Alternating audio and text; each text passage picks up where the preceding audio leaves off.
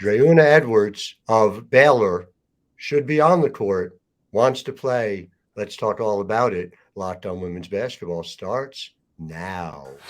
Ogunbowale for the win. You are Locked On Women's Basketball, your daily podcast on women's basketball.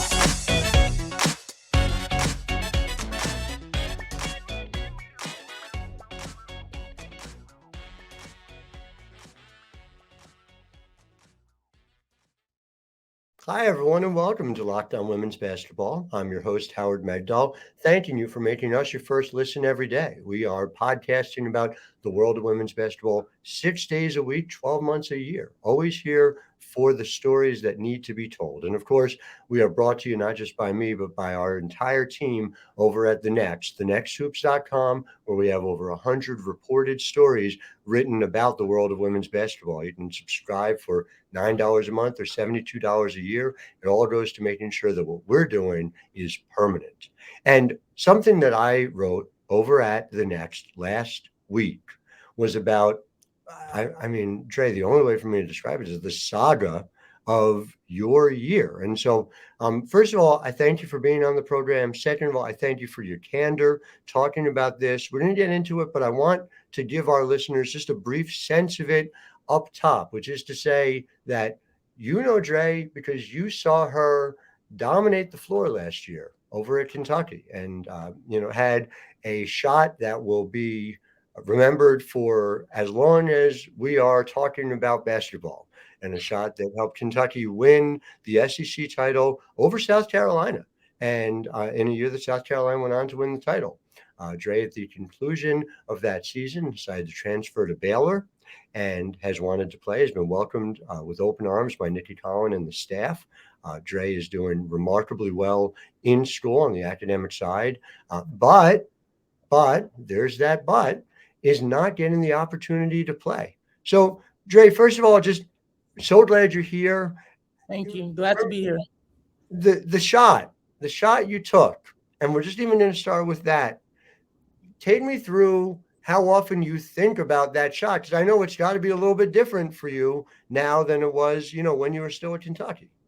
How often do I think about the shot? I would say like in the summer, maybe I thought about it a lot more. Now I'm kind of focused on this season with a new team and worried about trying to get on the court and lead the team as much as possible. So I kind of don't think about the shot as much anymore. But I definitely still think about it. It's definitely still a great memory to have. That is fair. I didn't even take the shot, and I think about it pretty often. So let's listen. I'm a big believer, and we talked about this before. We talked about this when we spoke for the interview last week. Sunlight is the best disinfectant, right? And so getting things out into the open with where we are, I think is fundamental. And so just to lay it out for our listeners, last March, you made the decision to transfer. Take me through what that decision was like, what those conversations was like. We've obviously, Kyra Elzy has talked about this, the head coach at Kentucky, but tell me through from your perspective of that period of time. It was kind of a hard decision to make in the beginning, but I don't really want to get deep into the conversations because I feel like that should be private as always. But I think it was just kind of exciting to finally find a new home. I don't really want to get too deep into that side of it, if that's okay. I know I do. I understand completely. And I think it's worth noting, though, that Kentucky has not hesitated to be public about this. Right. So listen, for our listeners to understand, there is an NCAA no participation opportunity form, right? Mm-hmm. And that is officially certifying that there's not an opportunity to play if you stay at school X. Yeah. This is also, and I've spoken to a couple of dozen college coaches in the course of reporting that story and talking since, this is automatic. This is a thing when players are looking to go elsewhere. It is signed. It is something that happens. Now, Kyra Elzy has made the point. She said, well, we said in March you had to graduate in order to be able to play. And again, you'll forgive this, just point of personal privilege. Yeah. Why? What purpose does that serve? Here we have Dre, and we're going to talk about the way in which you are killing it in the classroom at Baylor as well. But nobody benefits from this. It's not as if there's some trade where you get a Dre type player in return going to Kentucky. In fact, it's the opposite probably happens because this makes it more difficult. So, I mean, from that perspective alone, like you asked this question, and again, I want to make sure our listeners understand the full scope of this. And you say, I would just ask her, what's the reason? Why is she doing this? What does she feel like she's getting out of this? Do you feel like after all this back and forth over the last few days, do you have any kind of clarity? Like, what does she get out of it? No, I still don't understand what she gets out of it because it's up to me. It's my life, kind of, sort of.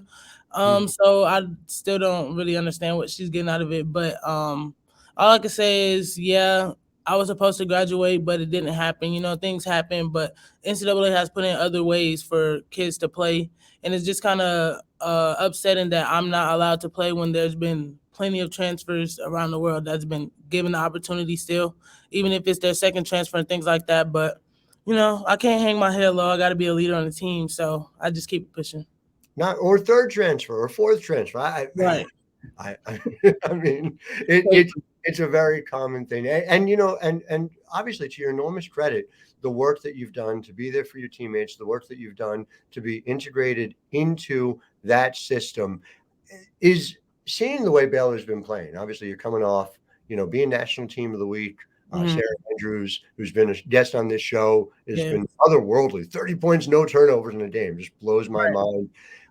Take me through just sort of how you've been able to kind of enjoy and process being part of that upswing, even though, there's a certain level of apart. It's honestly been exciting.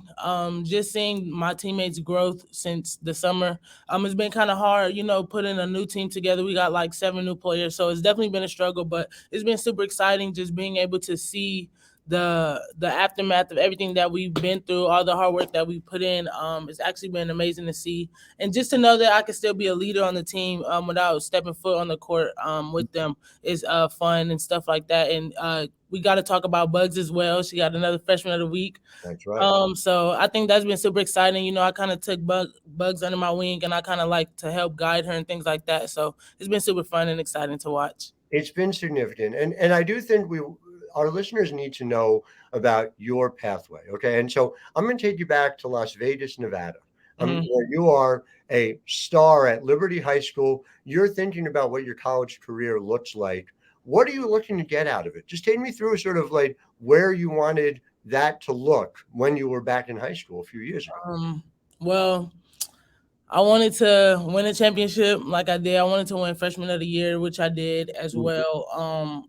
But I still want to win a national championship. I still want to be a part of a Final Four. So I still see I've seen a lot of success, but I also see a lot of goals that I still have to accomplish that I'm looking forward to. So you did a bit of everything, even in high school. I mean, you were a menace defensively, not just offensively. You're, putting up 5.6 stocks, steals plus blocks is just an absurd number for someone who is scoring the way you're doing it. Has defense always been something that you've taken particular pride in? And, how much do you feel like that allows you to fit in with what, Baylor does under Coach Nicki Collen? I think we hang our hats on defense. I feel like once we are good defensively, everything flows for us offensively. I feel like that kind of is our motor, and that's what gets us going. And I feel like that's how I am as a person as well. If I'm not hitting shots in a game, I'll try to do something defensively to get myself going, get a steal, get a block, get a stop or something just to give me some momentum and things like that. So I think that's what we do as a team as well. If we're not doing really well offensively, we try to, push back harder defensively to make those offensive looks a lot easier for us. It's hard as a basketball observer not to think about the way you fit on this roster and the way you'd fit on the court. It's something, we'll get into a little more and the way you've been doing it off the court as well. Do want to tell the listeners about the good people over at Prize Picks. Then you got to understand with Prize Picks is you pick 2 to 6 players, and if they go score more or less than their Prize Picks projection, you win or lose. It's not competing against other people. It's you versus the projections available. For those of us who are in this women's basketball space, it is a very big deal that it's not just NBA, it's WNBA. It's not just men's college basketball, it's women's college basketball. It's making sure that those opportunities are there across the board for men's and women's sports. Entries can be made in 60 seconds or less. It's that easy with safe and fast withdrawals, currently operational in over 30 states and Canada. So download the PrizePicks app or go to prizepicks.com to sign up and play daily fantasy sports. First-time users can receive a 100% instant deposit match up to $100 with promo code LOCKED ON. That's promo code LOCKEDON at sign up for an instant deposit match up to $100. So, Dre, when we think about your time at Baylor, your statement was terrific and really captured a lot of it. It captured the way in which you were thriving in school. 33 credit hours in a semester. What was that like? How do you balance that? Well, it wasn't all in one semester. It was in the summer as well. But it was definitely kind of hard. I remember some days where I was like struggling. I wanted to cry. I was frustrated with school, definitely in the summer, because it's hard to take like 3 classes in the summer at once. But I did it. But it was kind of difficult at times. But I kind of just told myself, like, I'm not just doing it for myself. I'm doing it for my team. I'm doing it to be out there on the floor with them. So that was my motivation and things like that. But I just strive to be a better me. My staff, the support staff was amazing. My coaches was amazing. Everyone supported me and helped me. So that's definitely what pushed me through. You talked about, and you have really owned it, this desire to self-improve, this desire to move forward. What do you think has sort of been the key for that for you? And in what way do you feel like you've seen the most growth within yourself over this period of time where you've had a lot of time for self-reflection? I think just because I was going through a lot last year, and I just feel like I wasn't who I was, and I kind of like found myself when I was suspended for that amount of time at Kentucky last spring semester. I think I kind of just didn't want to keep dwelling on the past or dwelling on who I was, and I wanted to be someone different. And then when I came to Baylor, they just kind of pushed me and motivated me to be better. And I kind of, it's a new start, so I felt like a new person, and they've been helping me be a great person. So I'm super grateful. It seems to me, and again, you'll forgive this point of personal privilege from the host, right, that this is the idea behind school, right? The idea is to come. I remember it's not as if any of us, myself included, gets to college as a fully finished product, right? Right. It just gives you this opportunity to learn, to develop. Do you feel as if when you consider your goals beyond school that you've managed to find a different level of being able to reach them, over this period of time as well? Yeah, most definitely. I want to do a lot outside of basketball to help the community. And I think I've been doing really well getting connections and making connections to have outlets to that as soon as basketball's over. So, Let's talk about it. Well, how do you view that? Talk to me about your life outside of basketball and what direction you want it to go. Well, after, I play in the WNBA for some time, I want to be a correctional counselor for juveniles.